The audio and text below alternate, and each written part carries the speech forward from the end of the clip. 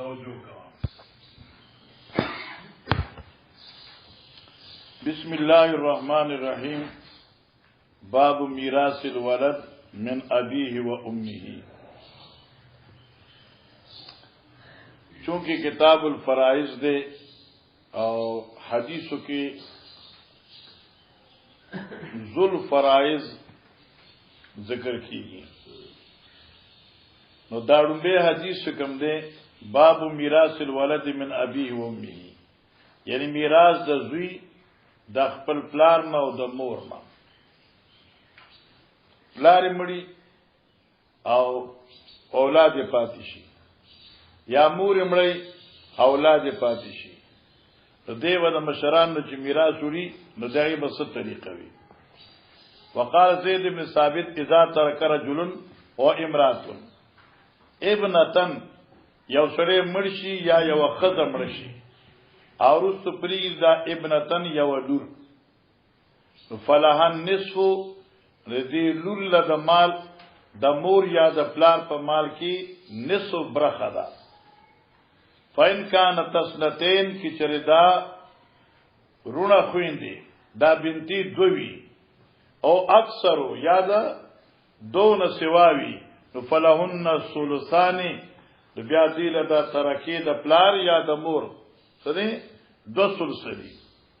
فین کان ماهن ذکرون، اس کی چردی بنات سرا پاتې کیدون کو سرا ذکرون نروی ٹھیک شو ها نو بودیا بمن شریکهم. توجہ کہا بودیا ابتداء د میراث بکی او ورکول د حق د هغه چا شریکهم چې دوی سره په میراث کې شریک دي په اعتبار د فرض سره. یاد شو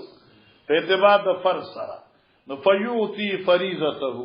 ناول بد دي من شریکهم حق ورکی وما بقیا فللذکر مثل حظ الانثیین. او دې څه ګڼ صورتونه دي، لکه مثال په طور سره یو صورت به داسو کو استاد راشي ذکر کړی، لکه یو سره مرشي دغه یو بیبي پاتې شي، یو زوی پاتې شي، یو لور پاتې شو. توجه ده سره مرش ورسو پاتې څوک یو رور یو خور یو مور، مور پاتې شو، زوی پاتې شو، لوري پاتې شو. دا څه وایي مور پاتې شو، زوی پاتې شو، لور پاتې شو. اوس تقسیم د میراث به څنګه؟ اول حدیث لګو چې زوی او لور دا نو لذکر مثل حظ الانثیین خوش خو چې چونکه مور د هغه به څنګه تقسیم ابتدا بکې به حصه من بمن شریکهم چغه مور دا. نو چې مور برخه به مخ کې ورکی نو د مور برخه خوشیږي د سدس دی، نو مسله به د سدس نه کی، نو دا مال به تقسیم کې پښپغوي سو باندې چې سدس باندې تقسیم کی نو اول به من شریکهم برخه به تو باسي چغه د دې مور دا هغه پګمې ساغي واغسته پاتې شو 15 حصے. اوس له ذکر مثل حظ الانثیین خوش خو دې کې دا کسر حساب صحیح کیږي نه، او دا 15 په 2 څنګه تقسیمېږي؟ لذا مثل حظ الانثیین باندې څنګه تقسیمېږي؟ نو تصحیح کسر لپاره موږ به د اعمال کوی شو هغه اتلسوي سودا موږ به چې د اعمال دې څه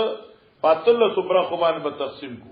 پاتل صبره خو کې سود سره هغه درې دي هغه مور لور کې، نو باقی پات 15 برخه لذکر مثل حظ الانثیین دي. لس په بکی ورکی رورته او پان په ورکی خورته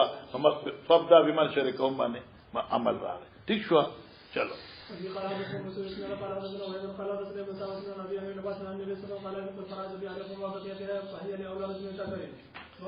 ایک منٹ دا حدیث په زمون په سبق کې درې ځله راځي. حدیث دا د نبی رسول الله الحق الفرائض بیالها ورکه اغیسه مقاطر د شرع قرآن و سنت ذکر کردی خاوند دی اغی تا فما بقی آغا مات چه پاتی شی نو پس آغا پاتی مات چه دی ورکه فولی اولا رجل ذکرن سمانا دال پادا قریب تر انسان د مړی دی په دې حال کې چې نروي په طریقې د صبر سره اوب څنګه مثلا لکه یو سره مرش او د دې میت یو مور پاتې شي توجودا بیا د دې میت یو لورم پاتې شي د دې میت یو تر پاتې شو د دې میت د تر زویم پاتې شو د دې میت یا خاله یا عمه پاتې شو ٹھیک شو یو سره مرش مور پاتې شو ورپسې لور پاتې شو ورپسې تروم پاتې شو ابن عم پاتې شو عمه پاتروم پاتې شو اوس مسله خدا دې چې چونکې لور دا نو قران وی چې لور لا بسور کوي نصف او پاتې شو مور د ضعیف پر سجده سدس دی نو مسأله به د شپږو نشي النصف للبنت چغه درې شو والسدس للام چغه یو شو پاتې شو دو برخه اوس دا دو برخه بچاله ورکه اوس دلته حدیث اول اولا رجل ذکر روسی من قتل یو عام دی بل د ابن عام دی بل عمه دا اوس عمه هم د دې میت رشتہ دار ده تر دا عامم تر دی دا رشتہ دار دی ابن عم رشتہ دار دی فور اولا رجل دی او اولا رجل سوق دی عام دی لہذا عام لبش فاتح دوبرہ خور کے باقی عمه اور ابن عم محروم چلو اولا رجل انشاء جی باب دے بیان دے میراث د لونو یعنی لون لا شریعت کی میراث ورکول کیږي جی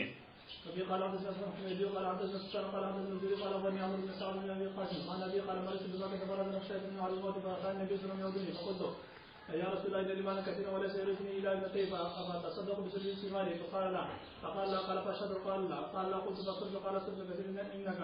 أن تركت ولدك دكتور كلام مريسا كافر جمال راونا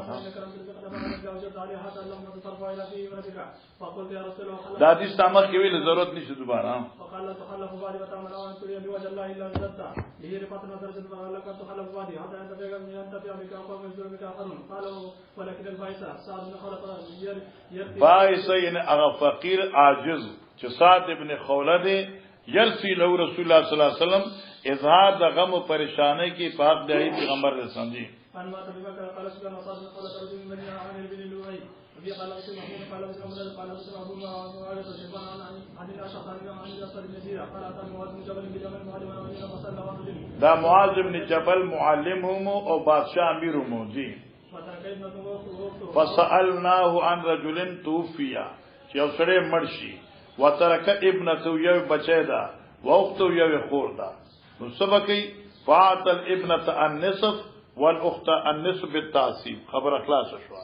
دا یو صورت کې فقط خور دا اور لور دا رسو حدیث کې لږ سوا ده زیادت ده جی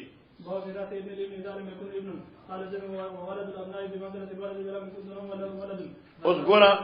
توجہ کا باب میراث ابن الابن اذا لم يكن ابن گورا دا یو مسئله د سراجی دا سراجی نه زموږ بخاری دا اس گورا د میت اولاد اول حق د ابن دی بیا ابن الابن حق د بنت او د بنت البنت ٹھیک شو خو البته یو قاعده ده چې ان ذل قرابتين اولا من ذی قرابه واحده اوس کی یو سره دې دغه زویشته زامنشته نسیمشته نه وجود د ابن سره ابن الابن سره محروم دی لیکن کی چره یو سړی ابن مړ دی ابن نشته دی ابن الابن دی بنت نشته دی بنت البنت نو اقص میراث ور کول کی چې کوم ابن لا کوم برخه وا هغه برخه د ابن الابن دا کوم برخه چې د بنت وا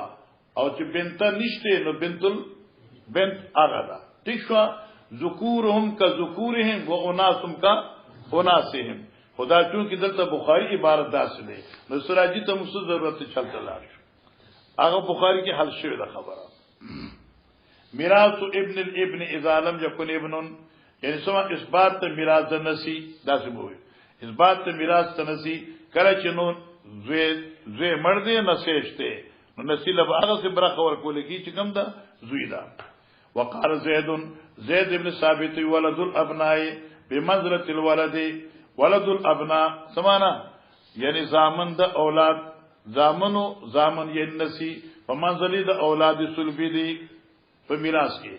اذا لم یکن دونهم کله چې نسی او دا نیکه په منځ کې واسطه دا ابن حقیقی نیوی لکه پلار نکشته او د دې الګ نکشته او پلار مړ دی ټیټو کنه نو دې خو نسی شو نو د نسی او د جد په منځ کې مخکې ابن نشته د دې اب او دری ابن نو د میراث ها اذا لم يكن دونهم ولد بس ذکرهم كذکرهم وانثاهم كانثاهم مانس شو پوښ کنه ذکرهم یعنی اولاد مذکر كذکرهم بشان د اولاد د نسود وانثاهم كانثاهم سمانا او زامن د دې په شان د سری اجنکای د دې په شان د جنکو د دوی دي سمانا نسای د دې په شان د لونو دي او نسی د دې په شان د نسودی ذکرم کا ذکر مانسوا اولاد صلبی اے اغا او یعنی ابن الابن زامن دودی پشان د زامن دودی دی نسی او نسی دودی پشان د لونو دودی دی جی ولا يرث ولد الابن مال ابن او میراث نشي وړي د نیکنا ولد الابن نسه مال ابن سره د وجود د ابن نه دغه چې دا ابن حاجب د سره ابن الابن دی جی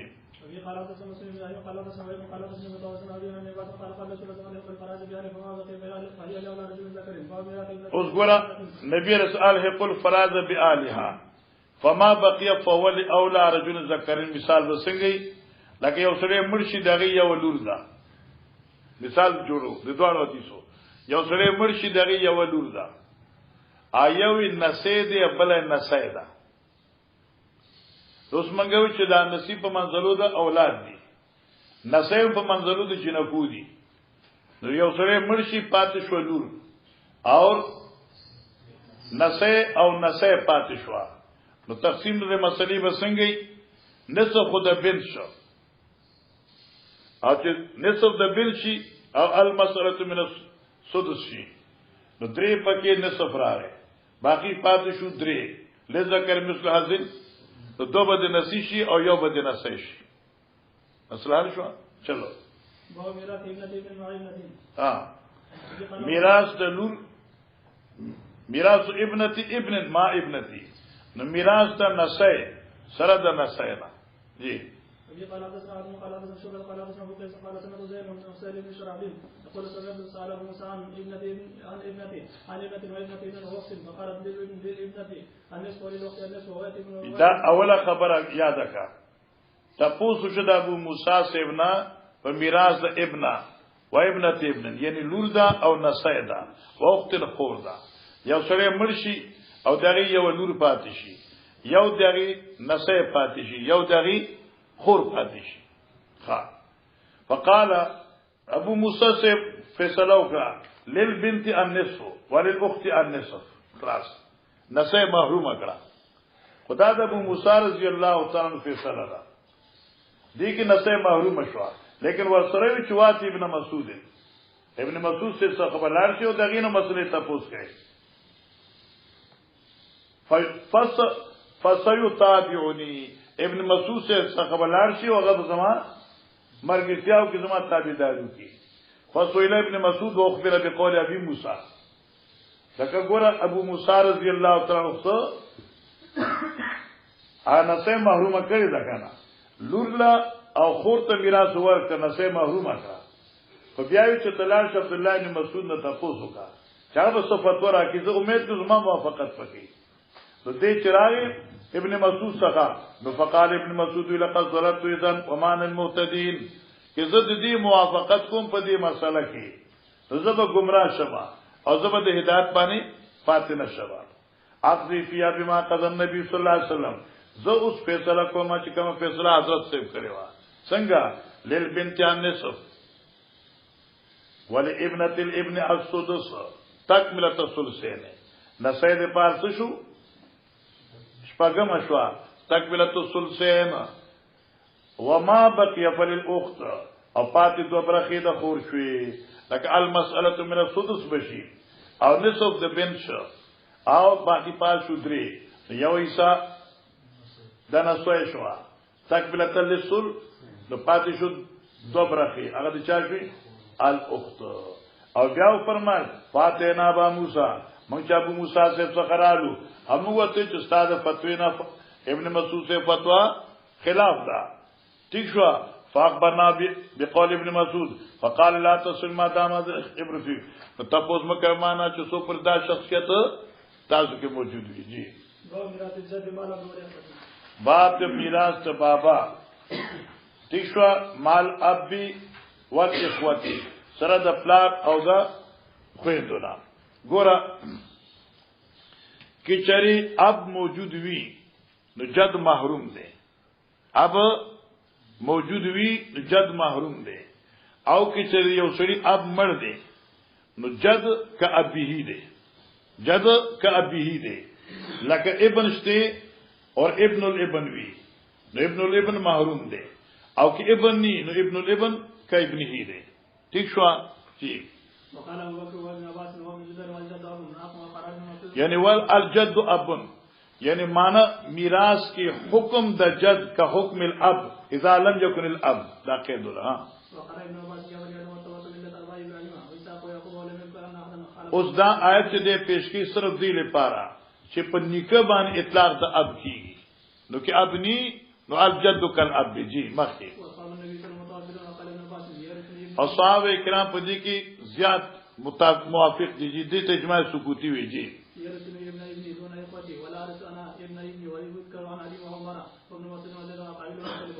ابن عباس یرثنی ابن ابنی دون اخوتی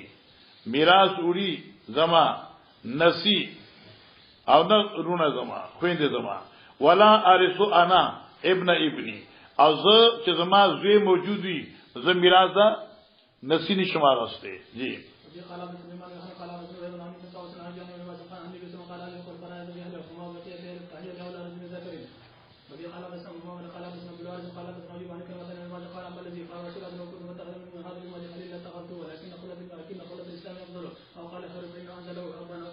فانه دی روایت کران انزلوا ابن حضرت مقام د جد اب ورکا او قال قضاه ابن فیصله وکړه فجد باندې اب اوس میراث د زوج مال ولد و غیره سمانه شو یو سره دې چې خزه مړ شي او د دې اولاد پاتې شي نو میراث د زوج په د خزه په مال کې سوي انسو ها مال ولد و غیره او نور وارثان جی په خپل راضي مثلا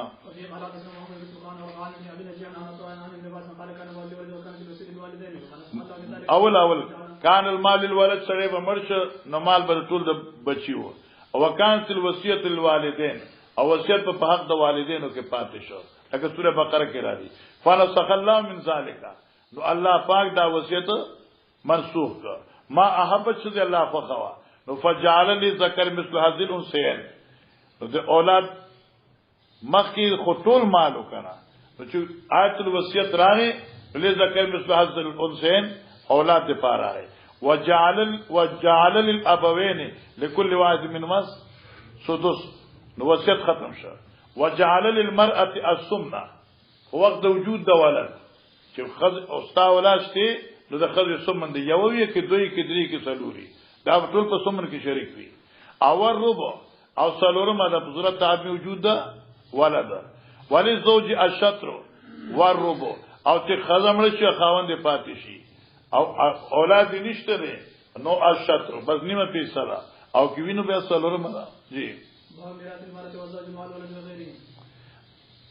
مکر سړی میراث ذکر شو زه خزي میراث المرأة والزوج مال ولد وغير دي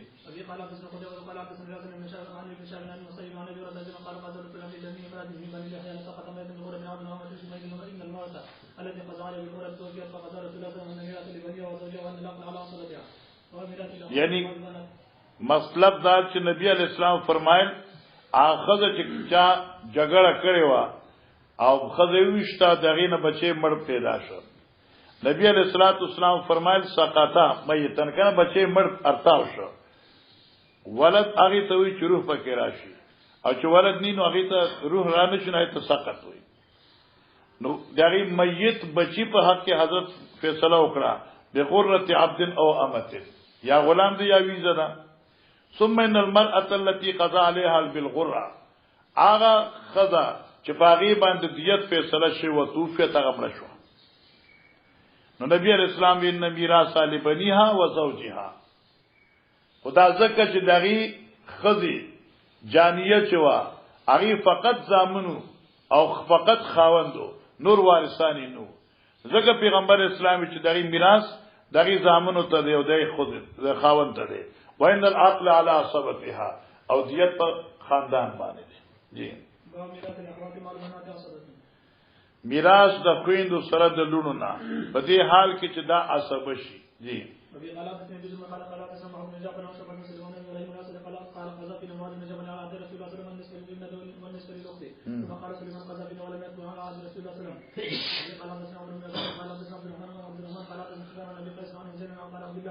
قال عبد الله لو كان فيما فيها في قضايا النبي صلى الله عليه وسلم قال النبي صلى الله عليه وسلم النصف وليمة ابن السدس وما بقي في الوقت باب ميراث الاخوات والاخوات جی قال عبد الله بن مسعود قال ابن عبد الله قال اخبرنا شعبة بن محمد بن كثير قال سمعت جابر قال دخل عليه النبي صلى الله عليه وسلم فنام بوزن فتوزع ونصح عليه من وزوه فافقت فقلت يا رسول الله انما لي اخوات فنزلت آية الفراج وهم يستفتونك قل لا يكتب تلك الآية ففي قال بلا من سقر عن اسرائيل من ميثاق المرأة قال انا نزل اخذ من سورة النساء تفسير قل لا يكتب تلك الآية وهم ان يا آخری سورت د میراث موږ دا سورت کتاب التفسیر کې شوی دی آخری سورت د احکام د میراث کې دي بابا يمنع عن احد ما اخذ من ولا اخذ زوج وقال علي رضي الله عنه زوج نسوي وقال الى اخذ من الام الثلث وما بقي بينهم مسكين ففي قال مسلم محمد قال ابن عبد الله قال ابن اسماعيل عن حسين عن سالم عن جابر قال یعنی ابن عم یعنی هغه خزا چې هغه مړ شي او دغه رسو د ترونو زامن پاتې شي یو پکې اخی اخیافی وی یو پکې فقط ابن العم وی دای میراث د څنګه تقسیمه لزوج النصف وللاخ اخی اخیافی چې دی هغه د پارسو دوسته او چې کوم باقی مال پاتې شو نو د زوج او د ابن العم په منځ کې به تقسیم شي او ترکبه د شپږو نشي ٹھیک شو شي وفي قال اسمه قال ابن عبد الله قال ابن اسرائيل عن ياسين عن سالم نبي قال قال رسول الله انا اولى المؤمنين من المسلم قال فمن مات وترك مال قال فماله لموالي العصبة ومن ترك كلا وزيان فانا وليه فلا له فانا ولي دغه ناصر ما نو فل ادع له نو دغه مطالبه د مان وکړي شي جی عن روح عن عبد الله بن طاووس عن ابي هريره قال قال ان كل فراج بها كما ترك الفراج فلي او لا رجل ذكر باب ذوي الارحام مساله د ذوي الارحام درې مرتبه ذوي الفروض او عصبات نرستو ارحام دي او دې ذکر کړی چې هغه لس اصناف دي ماما دی او ماسی دا او د مور نیا دا د مور دا وغیرہ تا لس ذوي الارحام دي ایدی لس ذوی الارحام له میراث ملاوي دي شو کې نه نو احناف په دې باندې ذوی الارحام مقام د ذوی الفرائضنا او د عصبات نرستو دي او ذوی الارحام پس تا عدم وجود دې دواړو ډلو نه دی مستحق د میراث دي او کچر هغه دوه ډلې وی بیا دې له میراث نشته دي انو دلته امام بخاری وی چې ذوی الارحام له میراث ته پس دا عدم وجود دا فرائض او دا ثباتنا جی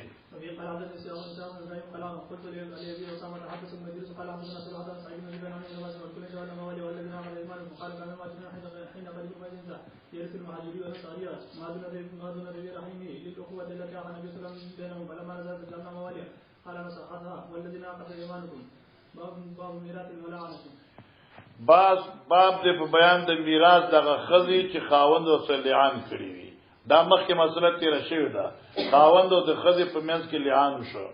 خاوند د خپل د زوی نه انکار وکړ نو چې انکار وکړ نو قاضي به دا نسب نفي وکړي چې نسب نفي شو نو صرف د دې زوی د مور رشتہ پاتې شو نو دا زوی به وارث د مور او مور به وارث د زوی نه او پلار سره تعلق بني چلو وفي قال حدثنا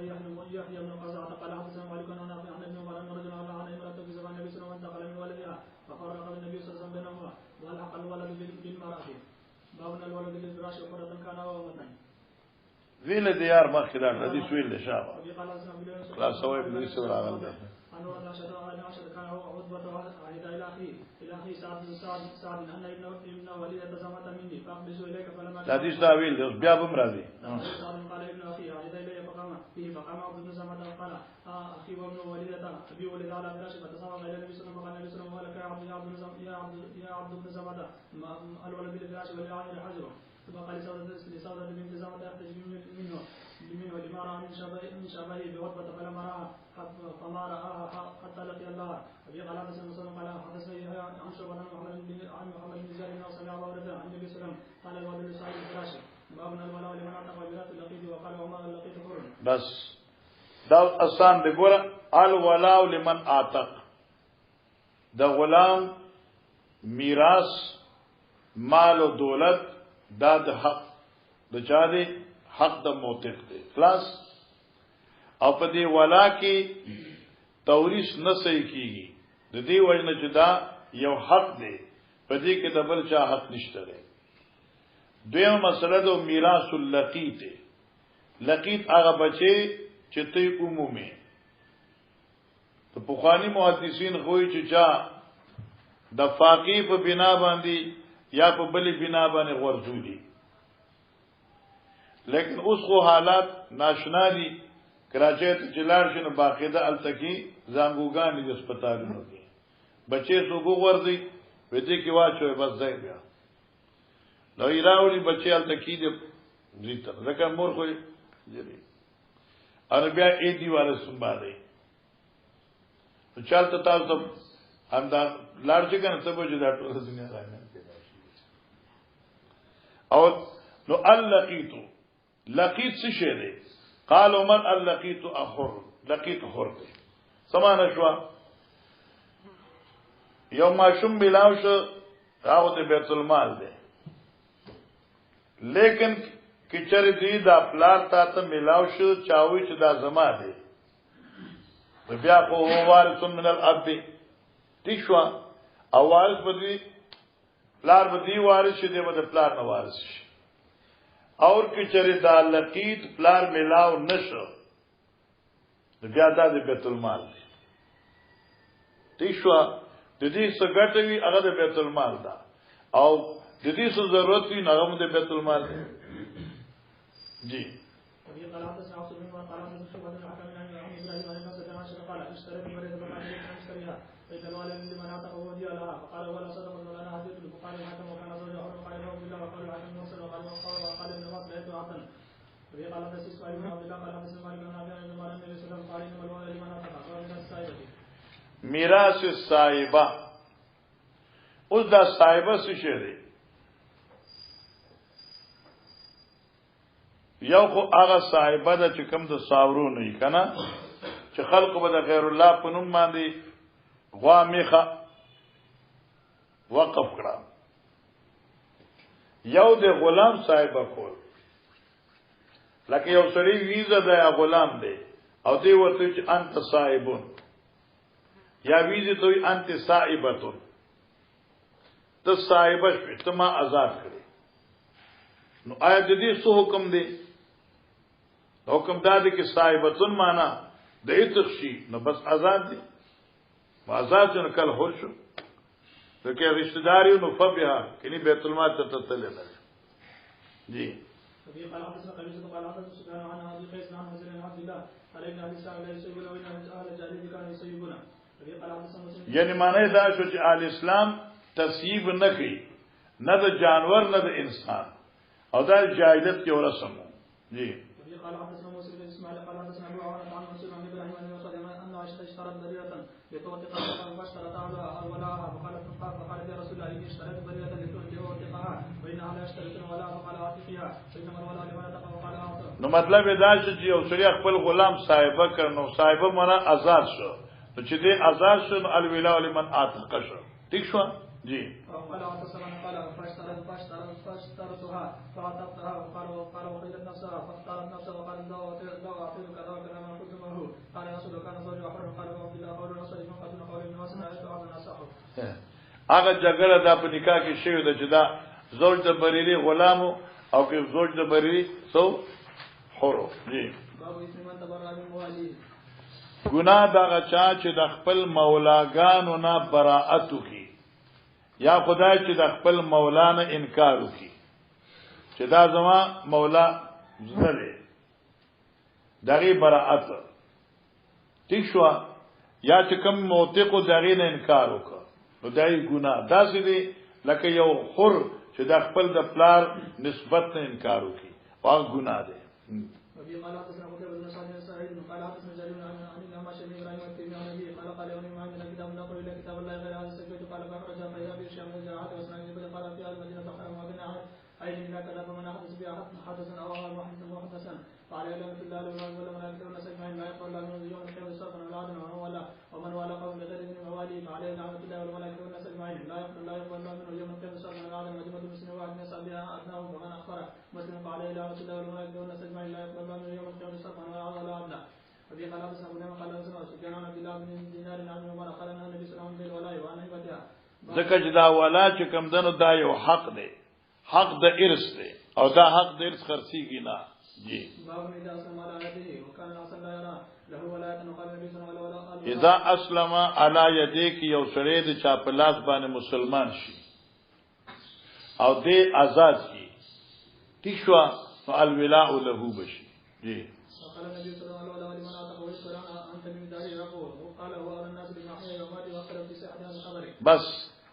اوس ګورا هو اولى الناس بمحيا ومماته تو بعض حضرات وی کی یو سړی د چا په لاس مسلمان شي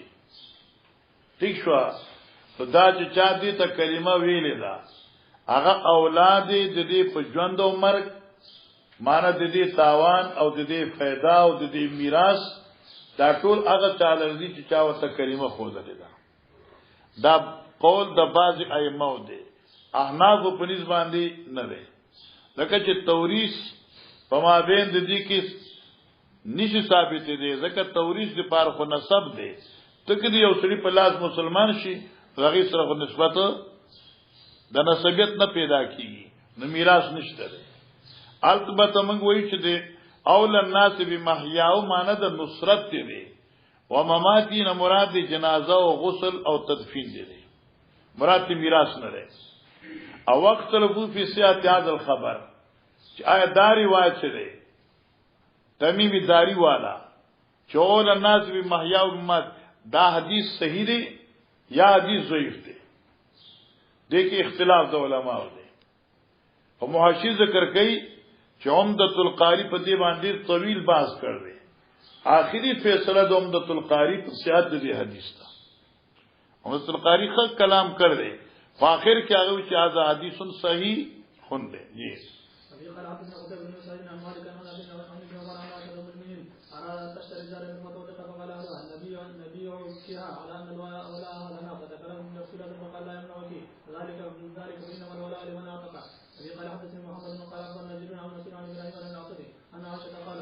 اشتريت بريدة فاشترط أهلها ولا فذكرت من ذلك النبي صلى الله عليه وسلم فقال أعتقيها فإن الولاء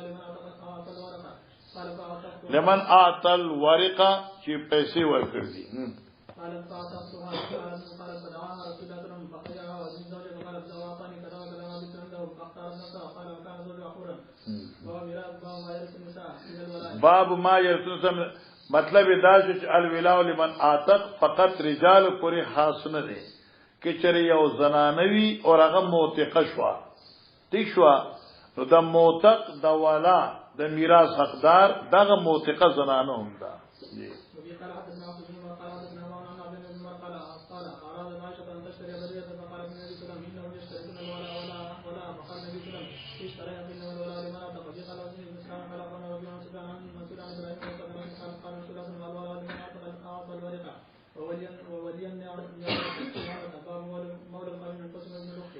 مولا القوم من انفسهم یعنی آزاد کړه شوی د قوم د موثقین نه ده من انفسهم په حکم د موثقینو کې ده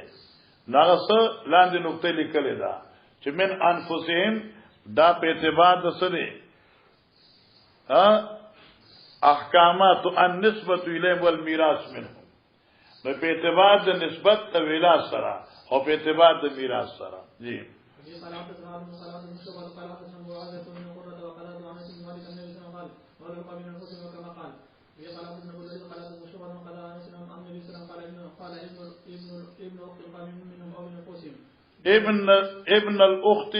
ابن الاخت القوم منهم من انفسهم مطلب دا دی چې د حدیث مقصد اثبات میراث ته ذوی الارحام دی او ابن الاخت القوم یعنی خوره دی دا خوره د ذوی الارحام نه دی مقصد د حدیث دا شو چې خوره د قوم دغه د جنس نه دی دغه د نفس نه دی معنی خوره مستحق د میراث دی کلا چې بر دوړلی مفقود وی ذوی الفروض اور عصبه نیوی نو ابن الاخت القوم منهم دی او کہ ذوی الفروض عصبه وی بیا دې محجوب دی جی میراث الاسیر ګوره دا یو مسله ده چې یو سړی په قید کې جیل کې دی آیا د جیلی چې مرشي دغه میراث رشتہ داران اغستی شي او کنا یو یا یو سړی د دې جیلی پلا رور رشتہ دار مرشي نو دې خو په جیل کې محبوس دی نو آیا دې په وجه د حبس د دې د میراث نه محرومي دې باندې کتاب ذکر کړ چې نه دا حبس یا سجنیت چې کوم دی دا خیرمانی میراث نه دی نو لہذا اغا دغه سی وارث وي لکه چې خارج السجن څنګه واپس سدي لکه آزاد څنګه وارثان دي فل حاصل السجن لا يحرم الميراث ولا يحرم جی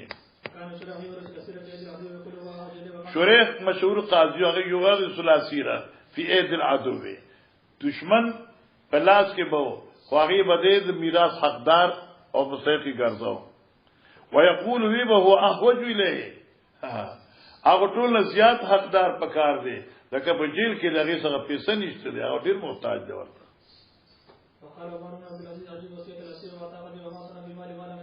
عجیز وصیت الاسیر وعطاقت ایمانا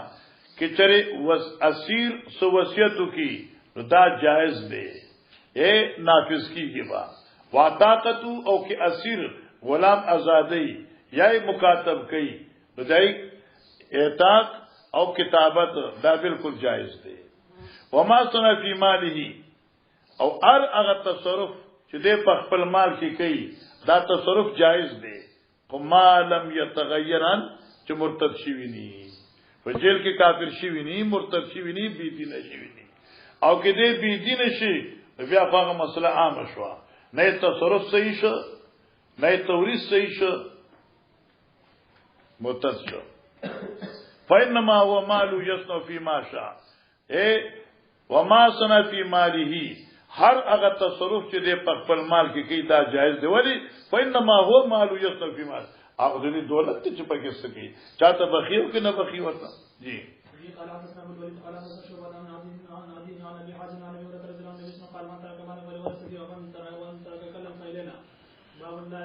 کلن معنا بوج حضرت په عزت بیت المال لا دا کومه اوس ګوره مولانا صاحبہ دیته وی حرمان ارث چې تباین د دین چې کم دی دا محرومه کوي د استحقاق د ارث نه چې کله پلار مسلمانی زوی مرتدی کافر معاذ الله نو یو مسلمان د کافر نه او کافر د مسلمان نه میراث نشاغسته لا يرث المسلم الكافر یو مسلمان د کافر نه وارث کیدی نشي ځکه چې دا تباین د دین دا حاجب د استحقاق د ارث نه او نه کافر د مسلمان نه ٹھیک فاذا اسلم قبل ان يقسم الميراث فلا ميراث له دای میراث نشته دی عثمان عن اسامه بن زيد النبي صلى الله عليه وسلم قال لا يكون مسلم كافر ولا كافر المسلم. باب ميراث العبد النصراني والمكاتب النصراني واثم من انتفع من ولده. باب دې په بیان د میراث د عبد نصرانی. اوس ګوره د دې مطلب دا چې ستا یو غلام نصرانی دی نو ته به دغه وارث کېږي نه می ذکر د میراث دی قمرات ته ویلا ده. باب دې په بیان د میراث د عبد نصرانی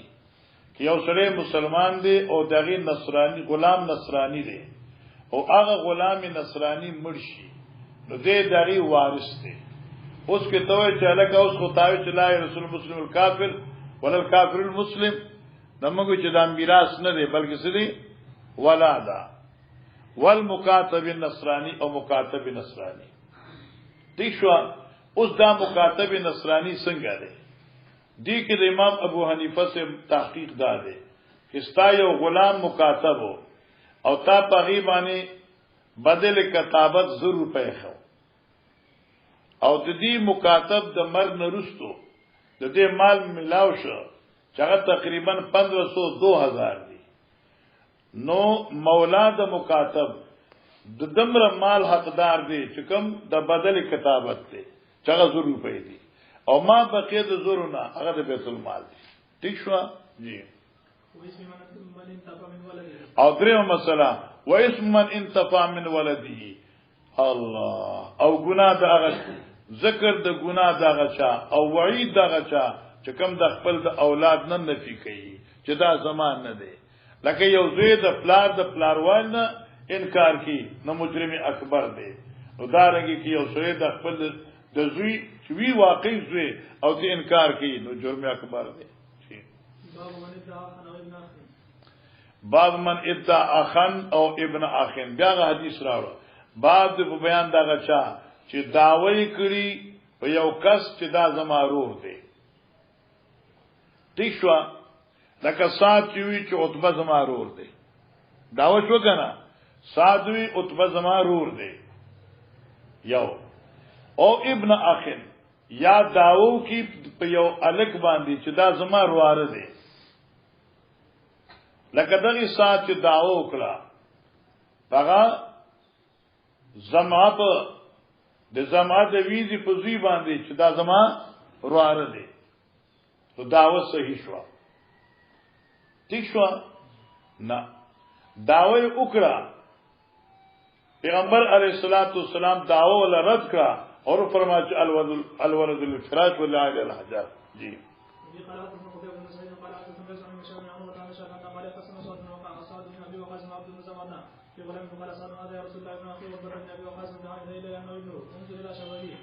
انظر الى شباب قال عبد بن سمعه هذا فيه يا رسول الله ورد على فراش ابي من وليدتي فنظر رسول الله صلى الله عليه وسلم الى شبابه فرا شبها مبجلا بعتبه فقال ولد عبد عن ولد الفراش ولا حجر واحتجب منه يا سولده بنت سمعه فقالت لم يرى سولده قد ومن دعا الى غير ابي. باب دې په بیان د جرم دا غچا چې ځان منسوب کی غیر د پلان ما اګه زماني جاهلیت کې بداسي وو چې زوی بده یو خود تشهیر لپاره به نوم دا یو مشهور سړی هغه سزا فلان کی زوی ما او د خپل دفتر نه به انکار وکړ. تخیل ورته او سم دغه خلقی الله دې موږ دې نسبتون نو ساتي اوسم دغه خلقی لکه با یو سړی مالدار شي او پلار عزیزي یو سړی دې ښه عالمي او پلار څه شل یا ړوند یا ګوډي وغیرہ نو دې په خوشاله نه وي چې دا می پلار دی ته خوشاله باندې و چې دا پلار دی داوم چې کوم دی په دې اسم کې داخل دی. جی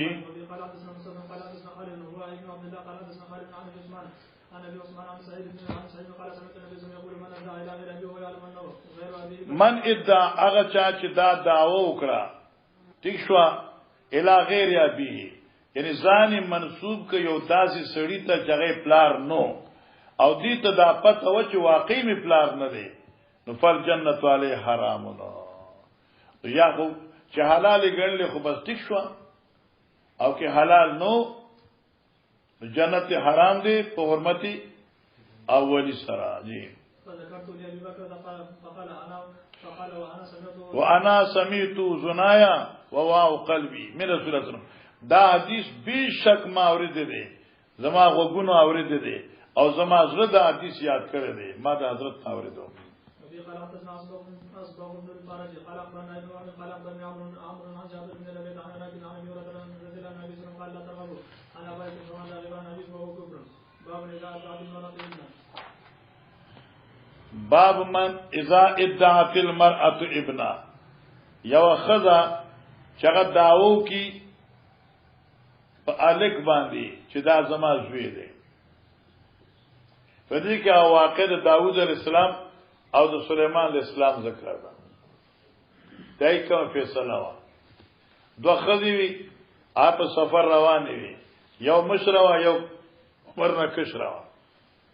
شرم خراغه د مشرابه زوی خوړو را مشره چې کومونه زره وروا دا کشر نه زوی راخوي دا زماده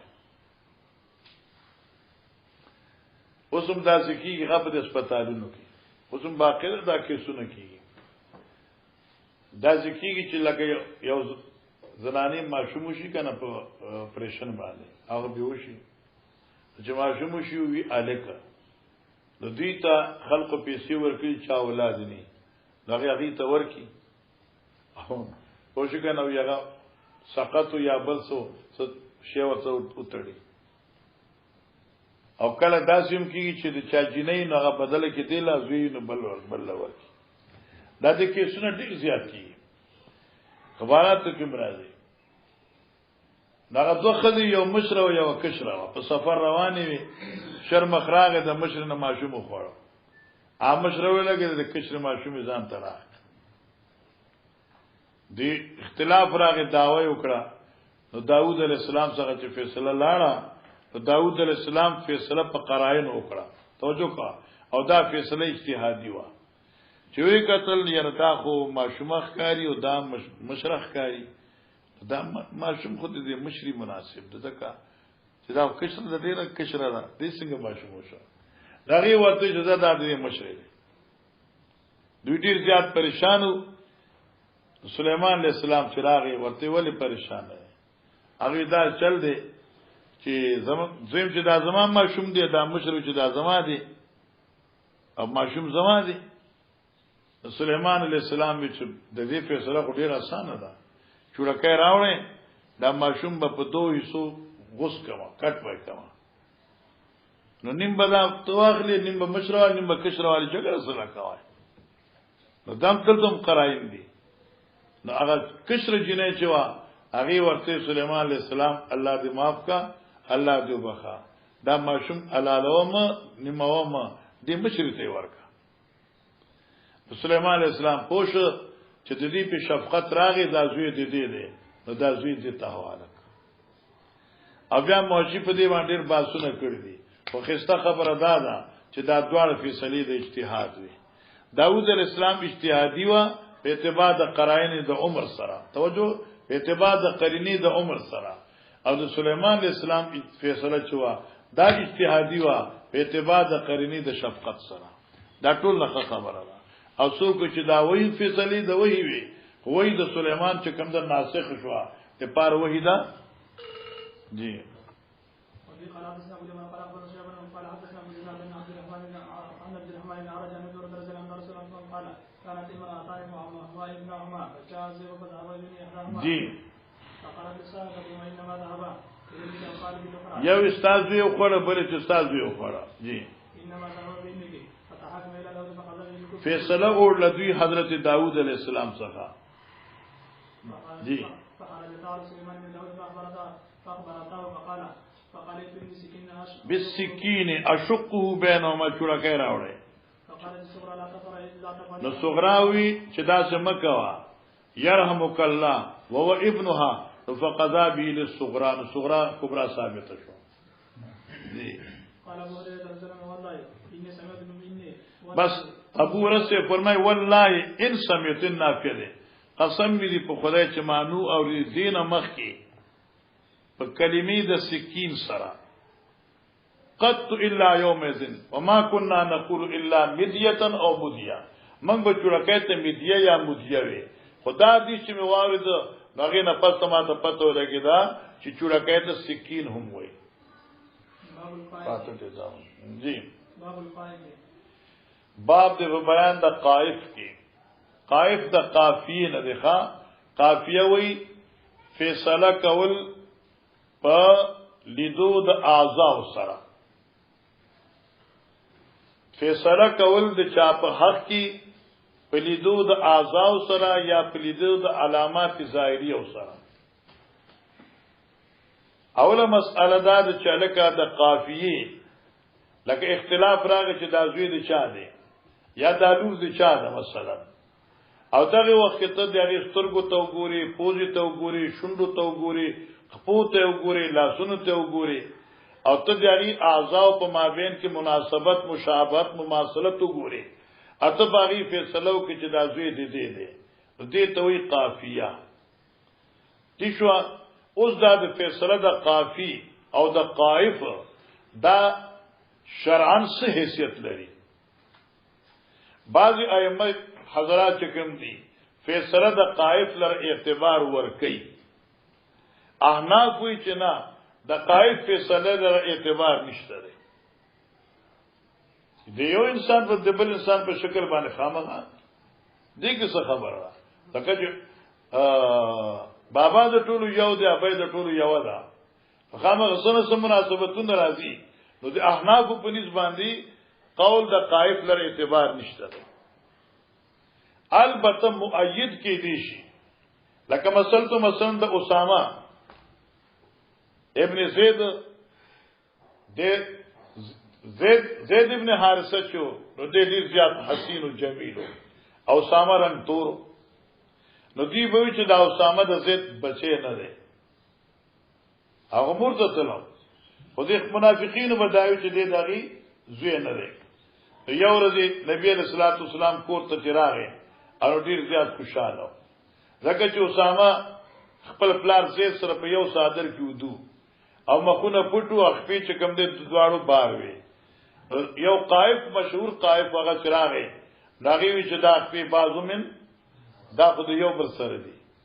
حضرت خوشاله کور تراغه عائشہ به ورته چې ولې خوشاله وی یو قائف راغله او هغه دا خبر وکړه ان زه په دې ډیر زیات خوشاله شوم نو کم خلک چې د قائف قافیله اعتبار ور کوي چې دا حجت دی نو دا حدیث پیش کوي احناف چونکه قائل ور اعتبار نه ور کوي نو بیا ولی حضرت خوشاله موږ دا خوشالي د حضرت چې وا موافقت د حقیقت وا یو او دیم دادی چې مقابل خلق چې دي هغه خود قافیله را اعتبار ورکاو لہذا د مخالف مقابله به وشوا ځکه حضرت خوشاله وانا شرن د قائب لقول الاعتبار نشته یې قربان دي قرات سن خدای او قرات سن نبی صلی الله علیه وسلم اور تعالی شد قال رسول الله صلی الله علیه وسلم تبرق صالح الوجه فقال تبرق پرقیدن اغه نخي د مخ د حضرت دالی کی جبتندی کې راځي جی مجزز دا اغه قائف نوم دی جی فقال ان هذه الاقدام غاضا من بعض وفي قال لازم مدبر سنه قال لازم سبحان الله وتعالى شد قال يا شد على ترى ان وجد مدلجيه دخل براء سمته وزيد عليها خفيفه وقد مدلجيه وقد وطيا رؤوسهما وبدت اقدامهما عليها قطيفه لوی صادر کمبلو غطيا رؤوسهما سرونه پټو وبدت اقدامهما فقال ان هذه الاقدام بعض من بعض بسم الله الرحمن الرحيم كتاب الحدود جی چل رہا ہے